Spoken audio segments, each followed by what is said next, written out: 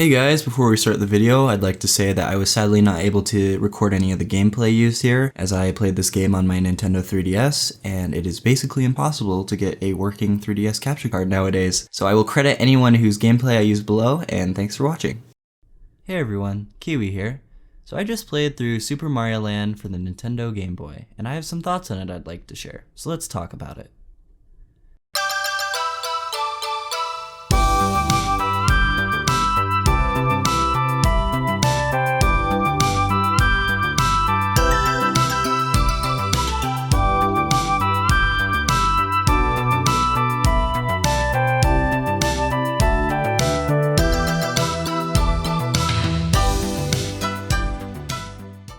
In case you're unaware, this is the first part in a series I'm starting to incentivize myself to play more video games. In truth, I played Super Mario Land a few years ago on the Nintendo 3DS Virtual Console, and that just so happens to be how I played it this time. I don't think you need to guess why, because I had it there, so that's how I did it. Not all games in this series will be new to me, like this one. But if anything, I'm just trying to go back and visit some games maybe I enjoyed at one point, or I didn't get that good of a feel for, or that I just didn't appreciate then, and maybe I'll appreciate them now, or maybe I won't. And then obviously I'm going to be playing new games too. And through all this, I just want to talk to you guys about it, and give my opinion out there, and kind of record myself, and we'll see how it goes. So let's get into the video. Mario Land was originally released in 1989 in Japan and the US and 1990 in Europe, and as such was a launch title for the Game Boy. It was initially going to be bundled with the Game Boy, but was instead opted out for Tetris, and that might have been the right way to go. I mean, it's hard to say. Super Mario Land, despite its obscurity, sold extremely well. I mean, I'm pretty sure it sold above Super Mario Bros. 3, and one of the best-selling games of all time. And it makes me wonder if it would have stayed a bundle for the Game Boy, how well it would have done in that case. But instead Tetris did, and Tetris also became one of the best-selling games of all time. Speaking of Tetris, the whole story behind that game's development, as well as its release for Nintendo systems and all of it's extremely interesting. A few years ago I watched a video by the video game historian. It was really interesting. I'll go ahead and link a video in the description about it. It's really good, so I recommend checking it out if you have the time. Reviews when Mario Land came out were pretty positive. They all noted its short length was pretty much the major detractor, and surprise, it still feels like that today. On top of that though, the game really is showing its age, I'd say. But the thing about Nintendo games, I'd say in general, is that they have this certain quality to them, regardless of age, where they always stay pretty good. And I'd go ahead and say that playing through Super Mario Land this last time, I enjoyed myself, and I think that says something, not only about this game and the Game Boy and Nintendo's older titles as a whole, that you can pick up one of their games that's now 35 years old and still enjoy it for what it is. I think that's pretty impressive, and I don't know how many older games you can say that for. So keep that in mind. I did enjoy myself.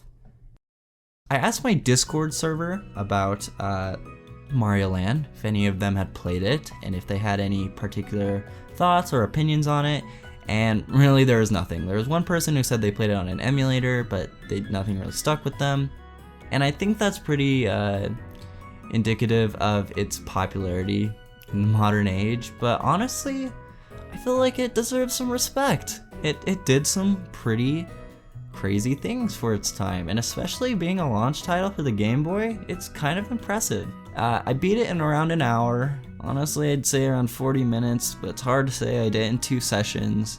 I actually did get a game over. Kind of disappointed in myself. You do get continues though, but yeah, 40 minutes, so it's not gonna be taking up too much of your time. So if you just want to sit down and play a fun little Mario game, hey, I'd recommend it.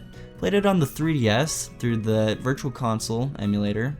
You get that bigger resolution, and you get the black and white color scheme by default. Fun fact, you can actually change that to green on the 3DS. And here's another thing about Nintendo I'll go ahead and say. And I feel like a lot of people share this opinion with me. They're really backwards. They never seem to get rid of that backwardness. It just keeps going with them forever, I guess. Most legacy releases of games from other developers, you know, you just go into the settings, choose what color options you want, all that. No. On the 3DS through the Virtual Console, you have to hold the left and right triggers while you're in the game. It doesn't give you any prompt to this in the instruction manual or anything like that. Hold the left and right triggers, and then it gives you a button prompt, I believe, for Y, and you can change the screen color. So you can change it to that, instead of 4 shades of black and white, you can change it to 4 shades of green, like the good old original Game Boy. I prefer the black and white myself, but the option's there, which I think is pretty cool. I wish they told people about that, but now you know. You can also, another one, you can change the aspect ratio. So if you don't like that larger size, you can change it to the original Game Boy size, and it puts a neat little Game Boy border around it. Kinda cool. You do that by holding the start button as you go into the game. So yeah, that was my experience playing it. There was some lag at times, and this is something I get with a lot of those older Nintendo games, specifically Game Boy and NES. If you get a lot of enemies on screen, or coins, or projectiles, or power-ups, you can get some lag. But I'm pretty sure that's universal. I did some surface level research, couldn't really find anything like conclusive, but I think that's just the nature of emulating a game like this, so yeah, I don't know. If any of you know, comment. Let's talk about some of the actual gameplay. You got 2 power-ups in this game. You got the Super Mushroom and you got the Super Ball Flower. Super Ball Flower is an oddity. We never saw it again until Super Mario Maker 2, which released in, I want to say like 2 years ago from the time of making this, 3? I don't remember, sorry. We didn't see it till that game, and that's the longest any Mario power-up has gone between 2 games, so that's really interesting in itself. The Super Ball is an oddity. It bounces in diagonals across the screen, so it's not like your traditional fireball. It's kind of fun. I wish they used it more, but for what it is, it's fun, you know? And then you got the mushroom. Mario is 2 sizes, a little tall. And then you get a heart, which acts as the 1-up. And, you know, the reason for that is because you couldn't have 2 mushrooms, like a mushroom and a 1-up, because of the color, so they chose a heart. Speaking of that, sprites are very small for this game, and I think it's because they didn't quite know what they were doing yet for the Game Boy. They're like, should we go really small to fit in that small real estate, or should we, you know, compensate with the gameplay? So they chose small sprites in this one to kind of preserve that classic Mario gameplay. Honestly, I'm fine with it. It looks alright, but I did prefer how they did it in Super Mario Land 2. But, you know, it's fine. I like it. I like the look. I feel like the look is not that bad as it could be. You can tell what's going on, and that's all that matters. This game was really interesting in many aspects. We get the introduction of Princess Daisy, the only mainline Mario game that she's technically in. And it's like odd we don't see her in any of the other ones, but I guess that's better than Waluigi, who hasn't been in one, so then you have that. And then we have some odd enemies. Instead of like a Koopa Troopa, for instance, no, it's a bombshell Koopa, and it explodes when you jump on it. And then instead of a Goomba, you got a Goomboo, or Goombo. You got a Bullet Biff instead of a Bullet Bill. I mean, this takes place in Sarasa Land. Princess Daisy's been kidnapped. You got this alien, this mysterious Tatanga. It's taking over Sarasa Land, and you're just Mario, and you're trying to save Daisy, and it's all these weird enemies that aren't like the Mushroom Kingdom, and we never see them again. So the whole game is very weird. Everything about it is just odd. There's this weird Japanese manga for it that you can research, and there's a ton of weird stuff in that. So yeah, just everything about this game, really odd.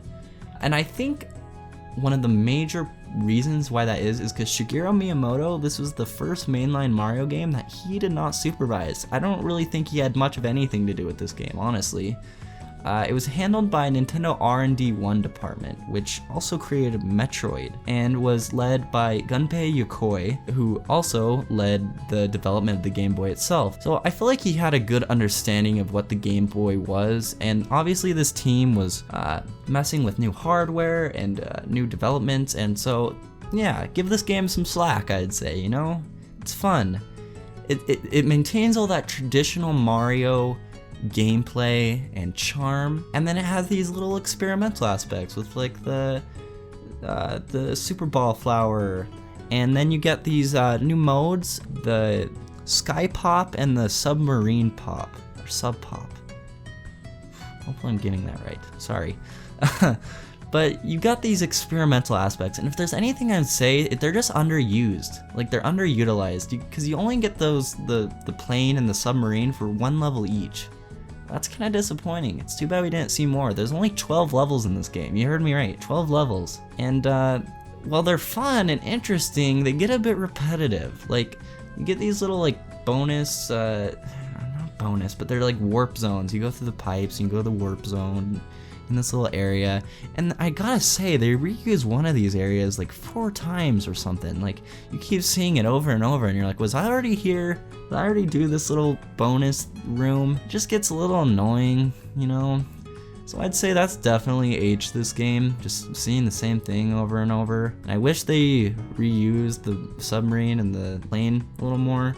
That would have been nice. Just these limitations, I think they had. And then in terms of bad gameplay, I'd also say that falling platforms and the like, they get annoying. The physics of Mario, it's not the best, you know, it's not the best in terms of Mario. I'd say probably every other Mario game has better physics than this one. Even Mario 1, the way he falls, this is weird, but it's a weird way of saying it, but he doesn't feel floaty enough. He just falls down like instantly. So that's kind of, I didn't like that. The bosses, they don't really stand out too much. You do the same thing for almost all of them, besides the one where you shoot them, the sky pop or the submarine. You can either hit them with the balls, or you can go to the end and press this little button thing. It's hard to discern what it is in the Game Boy, but pretty repetitive. Nothing really to say about the bosses. But the music, oh my god, the music. The music in this game is great. Like, don't let anyone tell you Mario Land doesn't have a great soundtrack, because you just have to play it. I mean, it's all good. I didn't really find one bad song. It's really funny, the Starman theme that plays, it's the Can.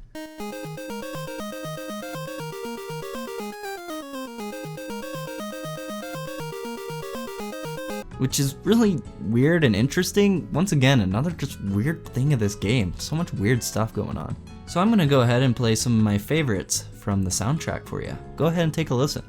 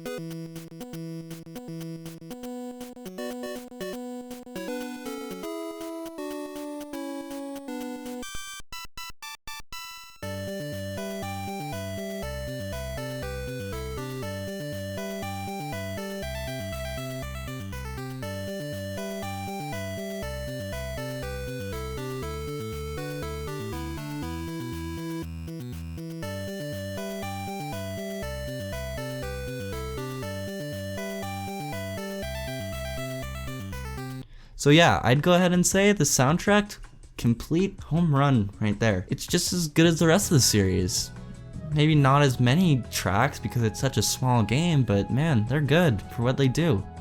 And honestly, the whole presentation is just very charming and really stands out in the Mario series. I mean, it's odd, it's weird, it's short. You beat this in 45 minutes. You know, it's not a big time commitment. I just wish it took that to a little more of a next level, but you can't really blame them because it was a launch title for the Game Boy. And so I don't really hold it against it, and honestly, I liked it. I feel like it's underappreciated. Maybe for a good reason, but hey, if you like old games, and honestly, even if you don't like old games, this is a good old game, if you know what I mean. I would recommend picking it up, maybe kill an hour. I got it for $4, I believe, when it originally came out on the 3DS, which I'd argue is asking a little much, honestly, but Nintendo does and always has demanded some sort of premium for their games, and I get it. I mean, it's a good game, so I don't care. Maybe play it on an emulator, if, you know, you get your copy legally. And while it is simple, I don't think it deserves to be forgotten. So that's my thoughts on Super Mario Land. In researching for this video, I went ahead and looked for some some concept art or promotional art for this game, not much to be found. I'll show some images of the cover art and stuff like that, but not in terms of promotional art, not much to be found here. So sorry about that, but leave any suggestions for games I should play in the future. Thanks a ton for listening, and hey, don't forget about Mario Land. It's a good game. See you next time. Bye.